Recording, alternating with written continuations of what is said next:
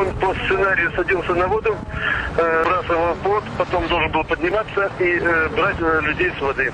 Однако при подъеме с воды, при положительном заключении будут давать техники, положительно произошел отказ двигателя. Вертолет с высоты примерно 3-5 метров упал на воду, попытался запуститься, при запуске и попытке взлета коснулся лопастями воды и перевернулся.